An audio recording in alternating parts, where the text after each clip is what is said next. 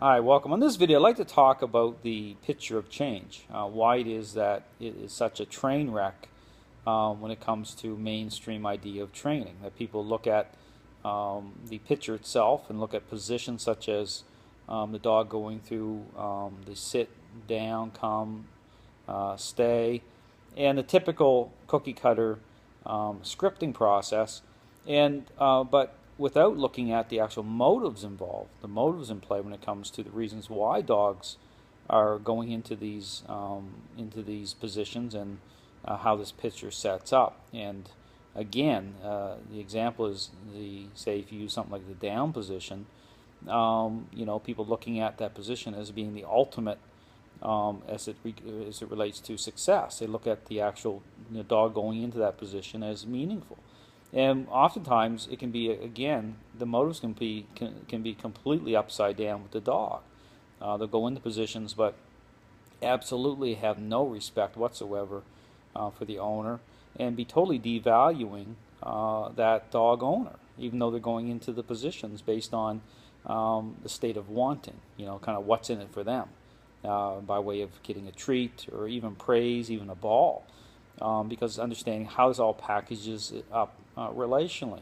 So you can start to see, when you start to look at, actually go deeper and start to look at the actual motives, why it can be totally a waste of time. The mainstream picture, even with balance training or outright, using food and clickers, it really, you have to ask the question, what is success? How do you define it? If the picture is bad, how do you define it? Well, you have to go deeper than that and say, well, the motives themselves have to clean up. They have to align at the social relational level. Dogs are social relational animals. So this issue about defining value and meaning into that picture to make sure it's not a counterfeit comes through right out of the starting gate, approaching training for what it is. And what I clearly show that it is, it's a relational changing process. That's what's really happening, whether people identify that or not. And so when people approach training as a learning-based exercise, oftentimes you pretty much guarantee you're going to have a problem because you're not focused on the person, change coming in and through the person at that level. Merely the focus shifts onto the dog, and then you get into this problem with the picture itself, setting up a certain way, and people are giving it a green light. Here's your certificate, and it's a complete, utter train wreck. But again, just something to think about when you're looking at training itself. Understand it is about motives. You have to go deeper than just appearances.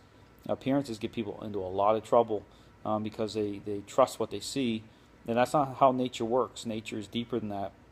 It's all about motives themselves, and then connecting that final dot, to a dog's decision-making process at that level, and being able to really look at unwanted behavior that way to say, okay, is unwanted behavior actually diminishing, or do we have this disconnected picture of change, and then ultimately what will happen, and this is very common, is the dog takes the hit. Must be something wrong with the dog. Well, no, actually it's something wrong with the approach. They're not going any deeper. They're not putting out, looking at the motives involved. They're merely just giving it all a green light. They're giving it a thumbs up, and that's where the problem really starts with, right from the very beginning, is merely looking, investing in that picture, and defining change that way. And in reality, there's more happening below the surface when it comes to motives. You really have to look at that. So, anyway, thanks for watching.